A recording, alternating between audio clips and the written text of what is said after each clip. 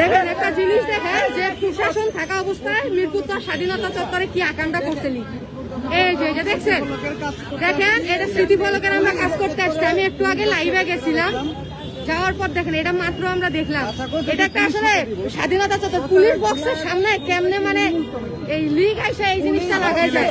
আবার লেখে জাতীয় পুলিশ হত্যা দিবস 5 আগস্ট প্রচারে জুলাই আগস্ট সন্ত্রাসী নির্মূল কমিটি। এই কমিটি কিটা ভাই এখন শুনেন এই জায়গায় যারা দায়িত্ব আসছিল এরা ছাড়া এখানে আসলে এটা কিভাবে হইলো এটা কি কেউ দেখে নাই?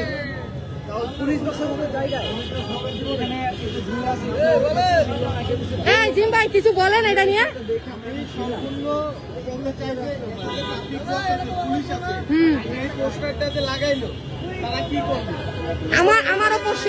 আমারও কোশ্চেন এটা।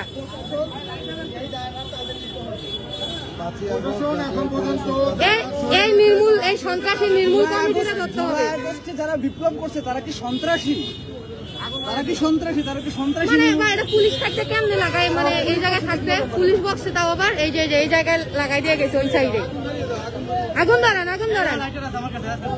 এই ছাত্রলীগের পিছনে এমনি আগুন ধরানো হবে।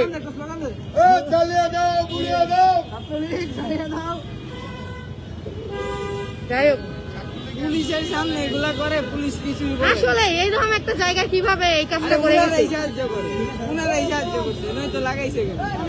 পুলিশ বক্সের মধ্যে এখানে বাইক আছে ডিউটি থাকে সেই পুলিশ বক্স আর আছে না একটা বেশি এই লিগাররা এসে পোস্টারিং কিভাবে করে এই কারো চোখে পড়ে না নাকি?